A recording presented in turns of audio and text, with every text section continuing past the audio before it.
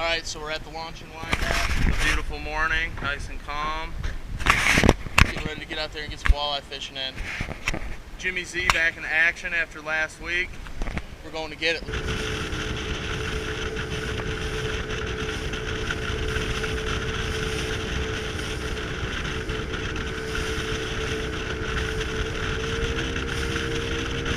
That's what I want to see. I've been hearing about 30, and there they are, already starting on the bottom. Right there, right there, right there. But I've been hearing about 36, 37 feet of water. Between 34 and 37. There's one, a couple sitting right on a rock hump right there. So yeah, we're just gonna come on up here. This is what they've been saying is a hot bite. There's a bunch down there at 36. Wow. Wow. Mark, 52. Wow. Alright. That's enough to convince me to start fishing. And all we're trying to do is stay right on top of our bait. Alright, let's talk a little bit about boat positioning. This is directly early in the morning. There's almost no wind out right now. So what I'm doing is having the bow facing into the current, and I'm running the trolling motor at around a 2 or 3 speed on an 80-pound thrust to essentially slow my float down, so I'm moving at the same rate as my jig. And my tip is directly over that bait, and essentially you can see I'm snapping it up, dropping in little holes, rock piles, different things that are in the river.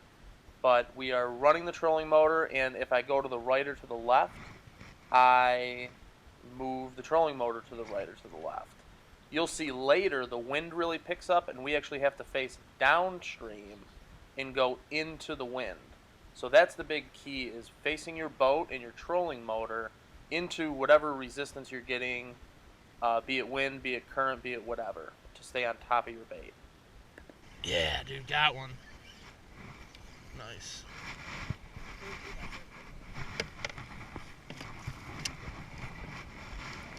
Nice. Yeah, should be. Got one.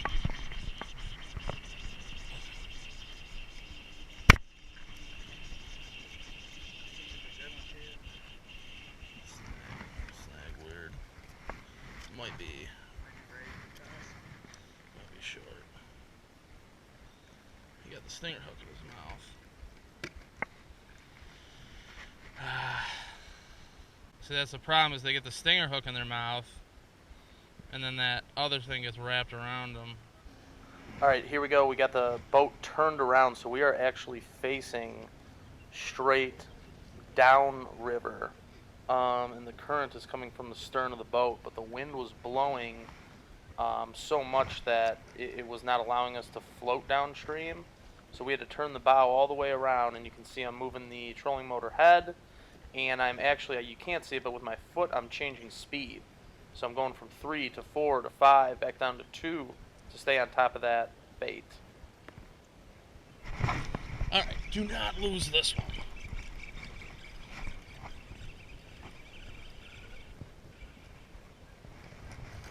Alright. Jeez, dude.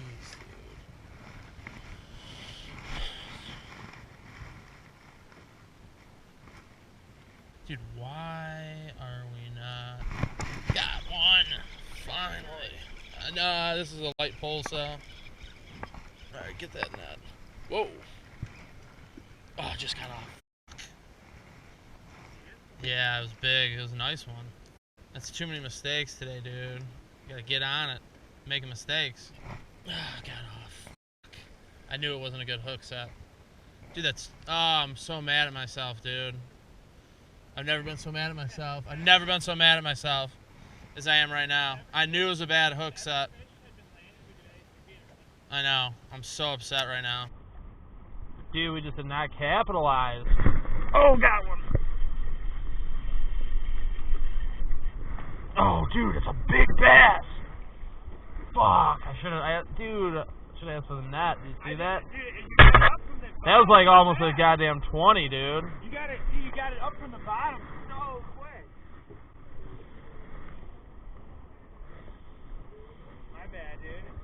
You literally said got one and it was at the boat. There's 2 bass in this spot. Took a little bit. Look at that. That is one big ass boat. There's another one right behind it too. Ugh. Dude, look at these guys in front of us not getting out of this freighter's way. Let's get the f out of the way. That's bitch, I'm driving a 100-foot boat here. Right here, really pay attention to the cadence that I'm using with my jigging motion. I am really snapping it off the bottom. For some reason, that's the kind of action that they like there. Very, very important for what we're doing. Now you can hear me start complaining about all the mistakes we made. Dude. What not to do? Don't do weak-ass hook sets. Don't try to swing 5-pound bass in the boat on light tackle when you have a net. Don't go out. Don't stay out in front of the freighter. Yeah, don't stay out in front of a freighter. Luckily, we're not that stupid. He snagged again, dude. That's a fish? Dude, if that's a fish, that's going to be a big one.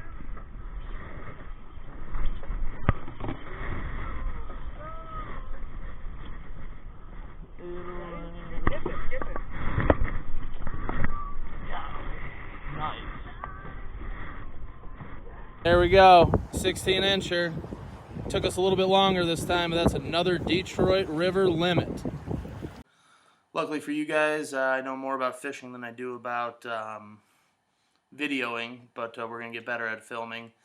We ended up, at the end of this video, we made a move down south, so we were up, they call that mid-river, by the Ambassador Bridge. We were floating down to a place they call Zug Island, which is right by the E-Course Steel Mill. Where we ended up going was south of the BASF building in Wyandotte area, just to the north end of the Riverview Golf Course. When we went there, we made a bait switch. So part of this video was and the main part I should say, was to teach you guys, you know, kind of what we had learned this season. This was our first season really fishing the Detroit River hard. And this is a couple things that we learned. First and foremost, number one, is the color of your jig. So the only thing we caught on were light colored jig heads. So this is a basic 1 ounce, and we were using 1 ounce. We used some 3/4, but that's a 1 ounce chartreuse jig head. That's all that we pretty much caught them on. I think we might have caught a couple on some red and green and things like that, but chartreuse was killing it. Definitely a lot more than everything else. The second thing we learned is do not focus on color. Focus more on profile and presentation. So you saw how I was talking about how we're snapping it off the bottom. I think that's way more important than the type of, and color especially, color of bait that you're using. So the main profiles that we use, this is called a Wyandotte worm. Okay, that's a Wyandotte worm with a 3-inch stinger hook. That is super important, and you can see we caught a lot of those fish on the stinger hook, and we sure missed a hell of a lot of fish in this last video especially that you saw, but we did end up steaming back downriver.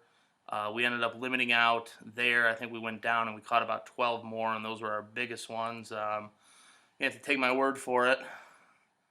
You know, so those were 2 big ones that we caught right away when we left. Alright, so we talked about the baits that we use. Wyandotte worms, Lunker City, finesse minnows profile. The next thing is reel and rod. So you're going to hear a ton of different people say different things about what you should use, what you could use. You'll hear some people when it comes to rods, they'll recommend a medium heavy 5'6" or 6 foot right on the dot. In my opinion, yeah, maybe those are good, but I think especially for if you're just starting trying this technique, in my opinion, a 7-foot rod, I'm able to chase the bait more and catch up with the trolling motor. I have a larger radius and reach. So I was using a 7-foot pole. This is an Abu Garcia Vendetta that I really, really like and that really performed well. The other thing is I really would recommend a high ratio, at least a 5 or greater gear ratio on a spinning reel. This is a Fluger President. You can't get any better than a Fluger when it comes to value and what you're doing. So this is I think a $60 reel that caught a ton of fish on. But the big thing with the spinning baits and why you need a high gear ratio is when you're reeling them up, that's when a lot of your hook set action's going. So that initial jerk up, that's getting it in there, but you're not really setting it till you're starting to reel it in. So that's really important. One thing, this line was huge. I put this on after our first trip. This is Berkley Firewire High Vis 8-pound braid. Okay? What that allows me to do is stay vertical a lot easier. Now here is the thing when it comes to staying vertical in the river is the fastest current is going to be at the top 6 inches of the water. That's going to move faster than everything else. So when you're trying to stay vertical and you're looking at your bait as you're jigging up and down, you need to make sure that it's not that top. You want to be able to see, a foot to 8 inches to 2 feet down is that vertical and in line with the tip of my rod, because that's going to be the most important part of your presentation and what you're doing.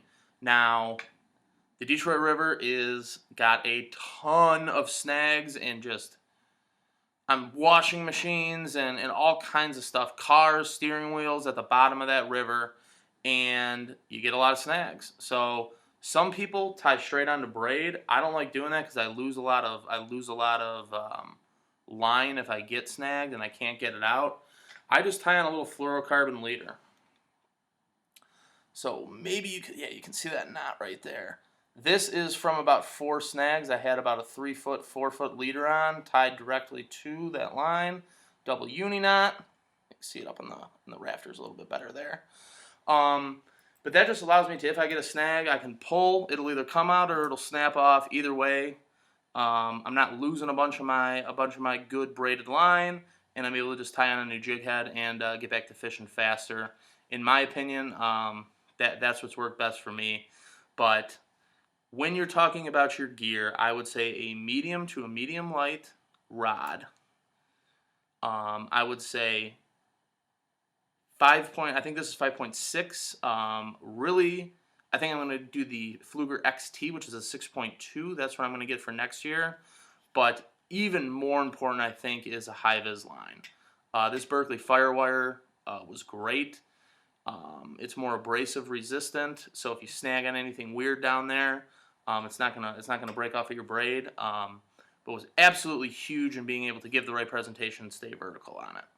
So that's kind of our gear and setup. And when I go bass fishing, I got 3, 4, 5 tackle boxes full of crap. Walleye fishing, I had 1 tackle box, about 3 or 4 different profiles of bait, maybe a couple different colors, a bunch of stinger hooks and chartreuse jig heads.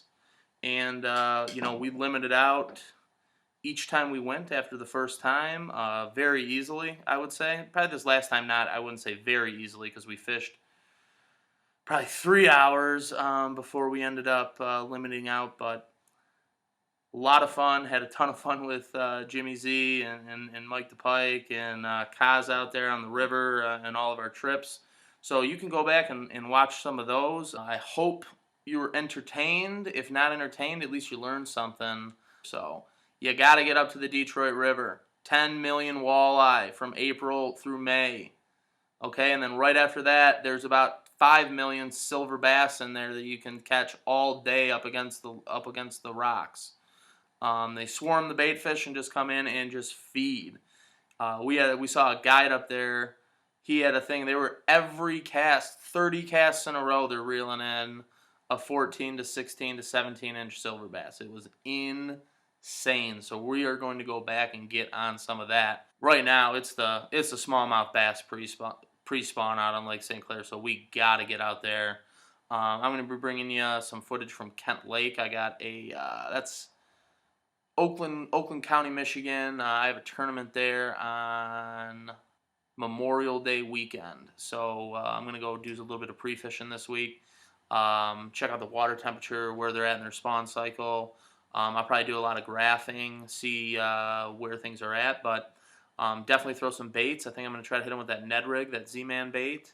We'll throw some hard stuff, we'll throw some soft stuff, just kind of see if we can establish some kind of pattern, some kind of color, something. Weight, color, presentation, anything that we can get a little bit of some knowledge before we go out there and try to win this tournament. But thanks again. Give us a subscribe. Give us a like. We'll see you next time.